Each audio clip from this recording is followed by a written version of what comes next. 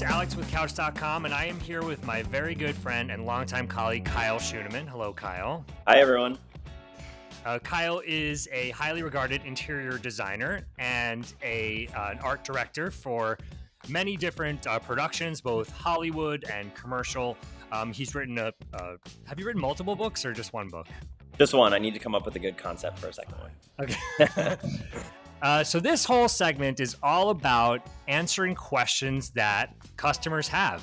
You know, we in the industry, we don't know everything, but certain things I think we take for granted that the regular person may get hung up on. And the whole point of Couch.com is to make people feel comfortable buying furniture.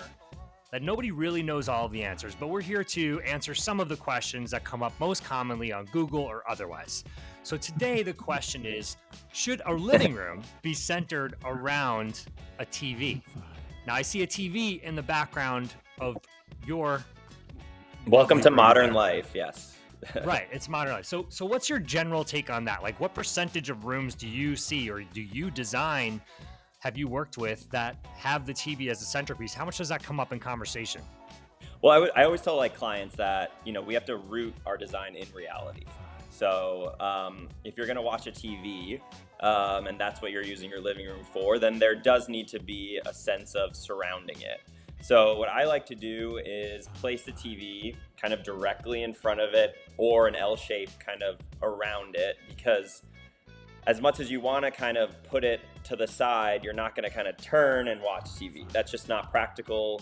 But I do think there are ways that you can kind of get around that, which is you can add chairs to either side that are kind of angling in to give yourself a feeling of more of a conversation pit, so that it's not always, this is the couch and this is the TV. I think it's about yes, the TV and the couch need to kind of relate to each other, but the things you add around it can really help minimize and maybe maximize what you can make your space work as. It can be a game room, it could be a reading nook and all of those things. But I do think you have to be realistic that the way you watch TV, there's a certain comfort level to it. How many rooms, because you work with a lot of private design clients and things like that, how many rooms do you say these days people don't want them to have? They don't want to have a TV in their living room? Because I've personally just noticed that more and more. One, maybe because of more personal devices, but two, I think people are just, with sort of the onslaught of technology taking over our lives, people are looking for certain rooms, a living room or otherwise, to be a respite from that and an away. I don't know. Do you ever design things where you're hiding the TV, or just living rooms that don't have a TV at all? Yeah, I definitely think, there are definitely instances with that. If you have enough room, I've actually seen it almost where the smaller rooms are now the ones with the TV. So maybe you have a big living room and that's kind of where you exist and you socialize and all that stuff. And then maybe you have a small bedroom or a den, and that's kind of where you watch TV when you want to. So I definitely agree with you. There is a trend in that. I also think sometimes there's a TV in the kitchen because, it's you get home from work and you do that, but you're not going straight to living room. I also think younger people in general aren't buying TVs because of iPads and computers.